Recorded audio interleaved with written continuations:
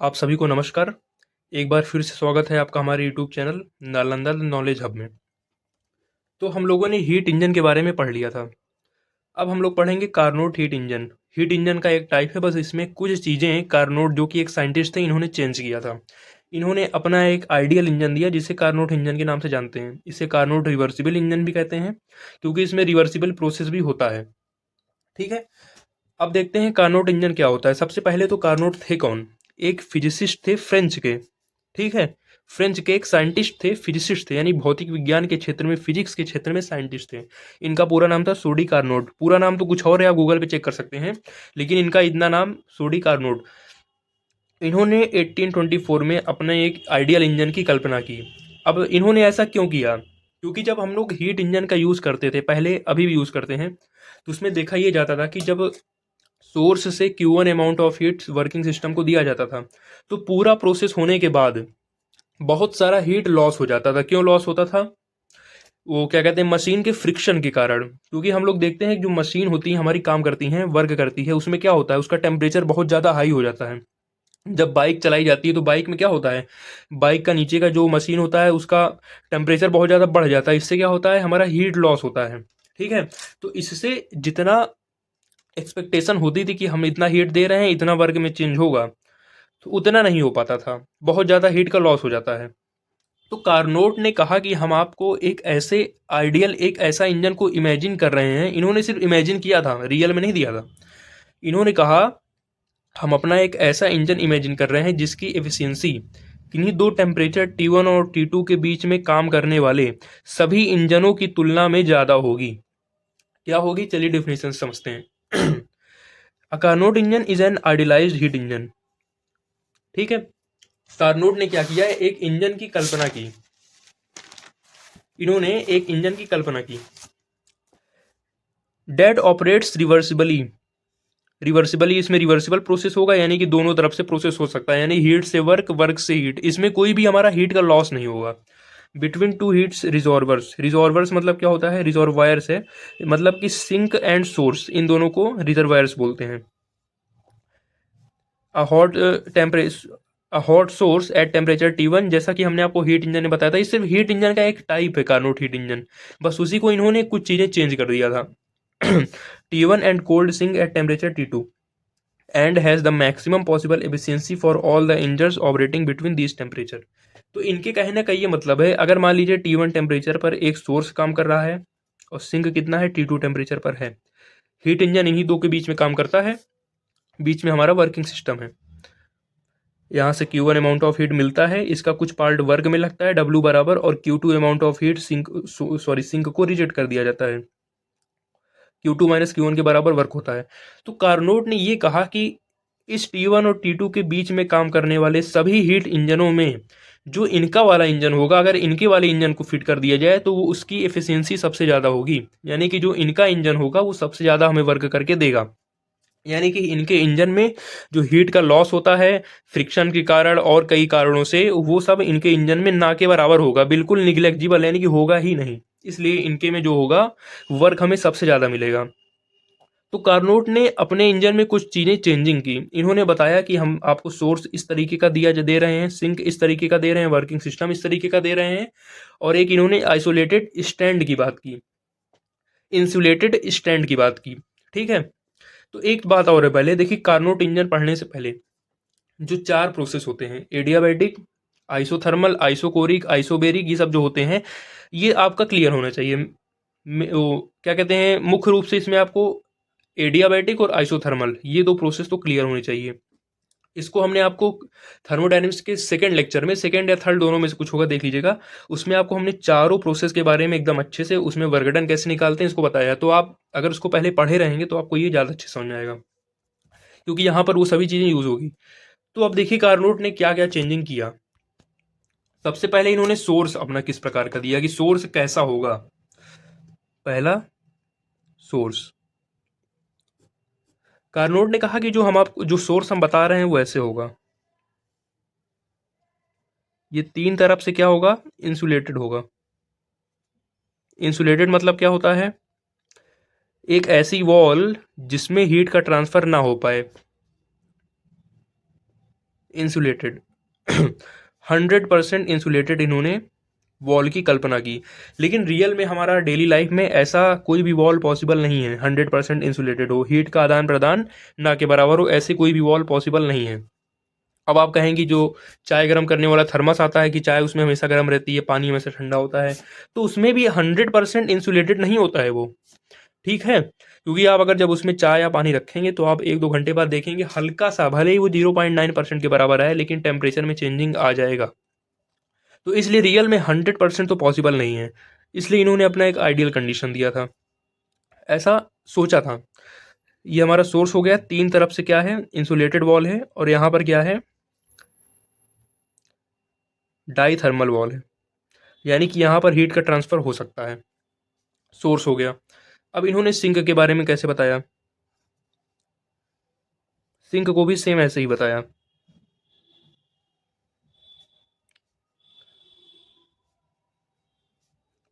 100% insulated wall, और ये क्या हो गया हमारा, डाई थर्मल वॉल, यानी हीट का ट्रांसफ़र हो सकता है, यहाँ पे नहीं हो सकता है। ये टेम्परेचर T1 पर, जो कि हाई टेम्परेचर है, टेम्परेचर T2 पर। ये तो हीट इंजन की वैसे ही बात है कि जिस पे हीट इंजन काम करता है, ये हमने पहले पढ़ लिया था। ये हमारा हो गया सिंक। तीसरा, वर्किंग सिस्टम, ये सबसे इंपॉर्टेंट पार्ट होता है। इसको इन्होंने कैसे बताया,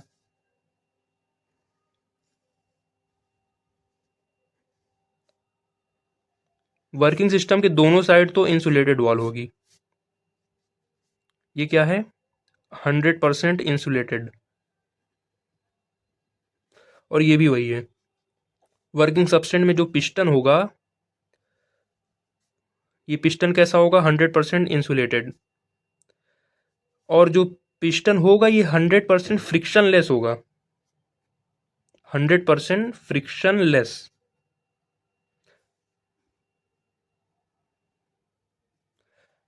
यानी कि पिस्टन को अगर हम ऊपर या नीचे करें, या फिर गैस के कारण अगर पिस्टन ऊपर या नीचे होगा, तो यहाँ पर बिल्कुल भी फ्रिक्शन फोर्स नहीं लगेगा। और यहाँ पर क्या होगा, ये डाइथर्मल। ये इन्होंने वर्किंग सिस्टम कहा। अब चौथा इन्होंने एक नया पार्ट दिया, इसको कहा, पार्ट नहीं है, बीच में यूज आएगा। ये हमारा स्टैंड, जिस पर हम लोग वर्किंग सिस्टम को बीच बीच में रखेंगे। ये पूरा इंसुलेटेड स्टैंड है, यानी कि अगर इस पर हम वर्किंग सिस्टम को रख दें तो इसका जो वर्किंग सब्सटेंस हमारा होगा इसके अंदर, उसका बिल्कुल भी हीट इसमें नहीं जाएगा। 100% इंसुलेटेड। ये हो गया हमारा स्टैंड। और इन्होंने जो वर्किंग सब्सटेंस लिया, आइडियल गैस को लिया। तो ये चार चीज़ें इन्होंने अपने हीट इंजन में दिया। अब ऐसा क्यों किया, इंसुलेटेड स्टैंड इसलिए की, सॉरी इंसुलेटेड वॉल इसलिए लिया ताकि जब हम वर्क को करें, जब इंजन अपने यूज़ में आए, तो बिल्कुल भी कहीं से हीट का लॉस ना हो, पहली बात किनारे किनारे से, ठीक है, इसमें भी हीट का लॉस ना हो। और इसमें इन्होंने दोनों साइड से इसलिए इंसुलेट लिए ताकि किनारे किनारे से भी हीट का लॉस ना हो। और यहाँ पर डायाथर्मल इसलिए लिया है क्योंकि जब हम लोग सोर्स से टेम्परेचर देंगे वर्किंग सिस्टम को, तो हमें इस वर्किंग सिस्टम को सोर्स से अटैच कराना पड़ेगा ताकि ये यहाँ से और यहाँ से अटैच हो जाए, बाकी सब हमारा इंसुलेटेड रहे। इसी प्रकार जब सिंक में रखेंगे, तो सिंक पे यहाँ पर रखेंगे तब भी यहाँ से हमें अटैच कराना पड़ेगा ताकि Q2 amount of heat sink को दे पाए और यहाँ से Q1 amount of heat source से ले पाए। और इन दोनों के बीच में भी इसमें एक या दो प्रोसेस होता है, उसको हम लोग कहाँ पर करेंगे, वर्किंग सिस्टम को इस इंसुलेटेड स्टैंड पर रख के करेंगे। अब इंसुलेटेड स्टैंड इसलिए बनाया गया ताकि जब हम बीच में वर्किंग सिस्टम को इस पर रखें, तब भी हीट का ट्रांसफ़र इसमें ना हो पाए। ऐसा इन्होंने एक आइडियल केस माना। अब हम लोग देखते हैं कि प्रोसेस होता कैसे है कार्नोट इंजन में।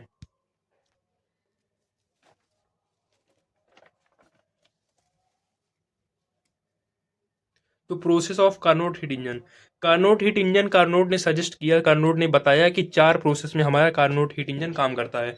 और ये रिवर्सिबल साइक्लिक प्रोसेस है, यानी कि हर एक प्रोसेस रिवर्स डायरेक्शन में भी हो सकता है, और क्या हो सकता है, साइक्लिक प्रोसेस, यानी कि पूरा घूम फिर के हम फिर से इसको इसके इनिशियल कंडीशन पर वर्किंग सब्सटेंस को ला सकते हैं, ठीक है। तो अब हम लोग प्रोसेस जब पढ़ेंगे तो हमें समझ में आएगा। तो पहला इसमें होता है आइसोथर्मल एक्सपेंशन।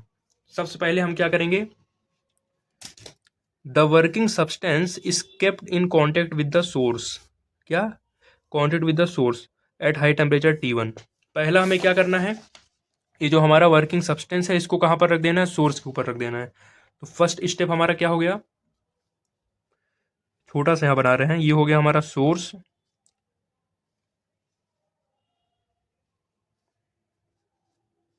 इस पर हम किसको रख देंगे, वर्किंग सब्सटेंस को रख देंगे।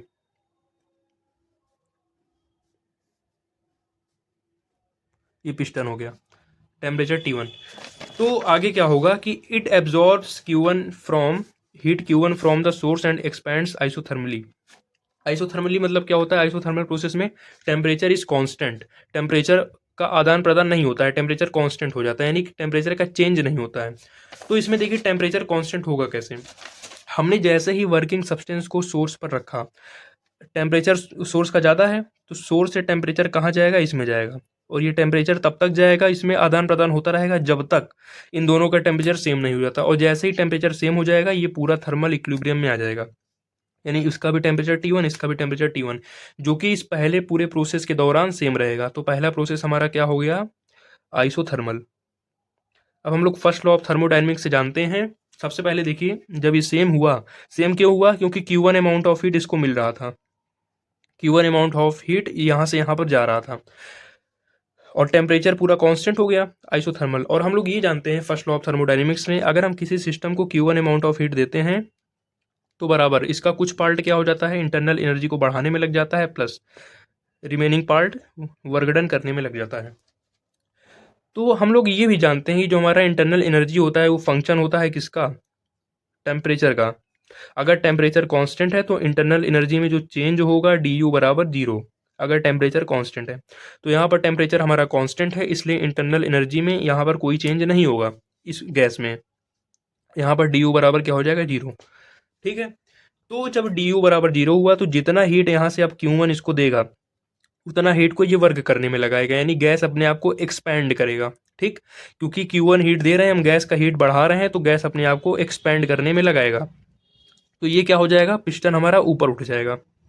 तो पहला स्टेप में क्या हुआ, isothermal expansion, temperature constant, Q heat gas को मिला, गैस एक्सपैंड हुआ, पिस्टन ऊपर गया, यहाँ से हमें वर्क मिलेगा, यानी कि वर्क गैस ने सराउंडिंग पर वर्क किया, डस वर्क ऑन द सराउंडिंग। अब सेकेंड स्टेप में क्या होगा, इसको कहते हैं एडियाबैटिक एक्सपेंशन। एडियाबैटिक का मतलब होता है कि no change of heat, no transfer of heat, यानी हीट हमारा कांस्टेंट रहेगा। तो देखिए the system is now removed from the source. अब हम क्या करेंगे, अपने वर्किंग सिस्टम जो हमारा है इसको सोर्स से रिमूव कर देंगे, और किस पर रख देंगे, इंसुलेटेड स्टैंड पर रख देंगे।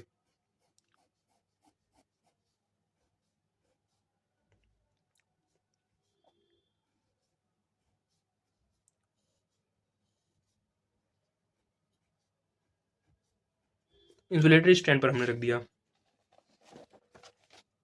And allow to expand adiabatically, no heat is exchange, the gas expands using its own internal energy. अब हमें अगले स्टेप में क्या करना है कि गैस इसको पिस्टन को एक्सपैंड करना है। ठीक है, सेकेंड स्टेप में ये पिस्टन और एक्सपैंड होगा, लेकिन एक्सपैंड होगा कैसे, क्योंकि अब तो इसको Q1 हीट मिल नहीं रहा है, तो गैस अपने इंटरनल एनर्जी का यूज करके एक्सपैंड होगा।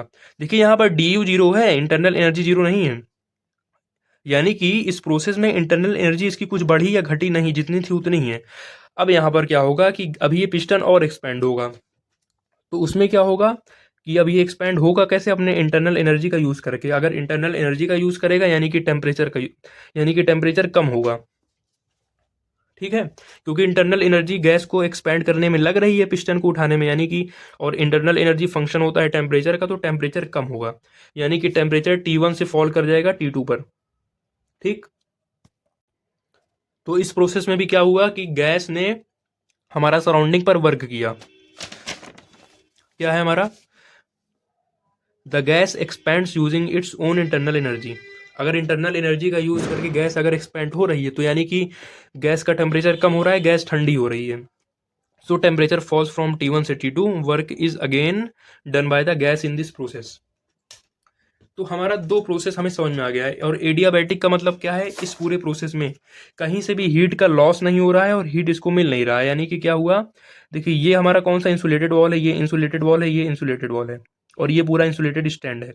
तो इसमें कार्नोट ने ऐसा अरेंजमेंट किया कि कहीं से भी हीट का लॉस नहीं होगा। ठीक, तो इसलिए क्या हुआ, एडियाबैटिक और एक्सपेंशन, गैस एक्सपैंड हुई। यहां से हमें डब्लू मिला, यहां से डब्लू मिला। अब थर्ड स्टेप में क्या होगा, आइसोथर्मल कंप्रेशन। अब हमें गैस को कंप्रेस करना होगा इंटरनल वर्क लगा करके। The system is the placed in contact with the sink. हमें थर्ड स्टेप में क्या करना है,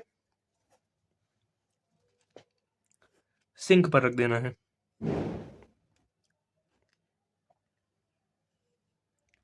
सिंक का टेम्परेचर है T2।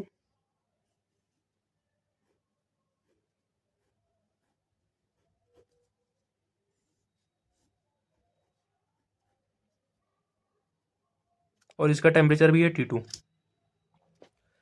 अब हमें क्या करना है, at the sink at low temperature T2, हमें वर्किंग सिस्टम को सिंक पर रख देना है। During this it rejects heat Q2 to the sink.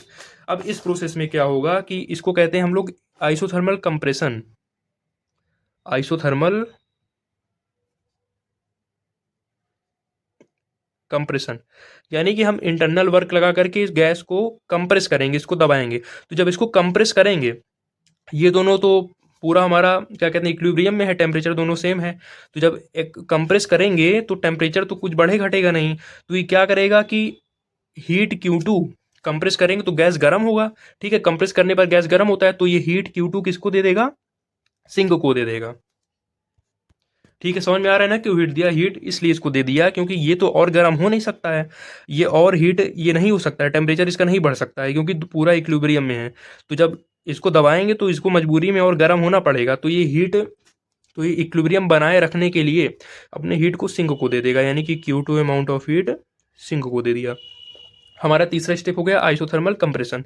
इसमें क्या हुआ कि टेम्परेचर पूरे में कांस्टेंट था और गैस कंप्रेस हो गई। अब चौथा स्टेप हमारा क्या होता है, adiabatic compression. Finally the system is removed from the sink. अब हमें क्या करना है, सिस्टम को रिमूव कर देना है सिंक से, फिर से कहाँ रख देता है, इंसुलेटेड स्टैंड पर।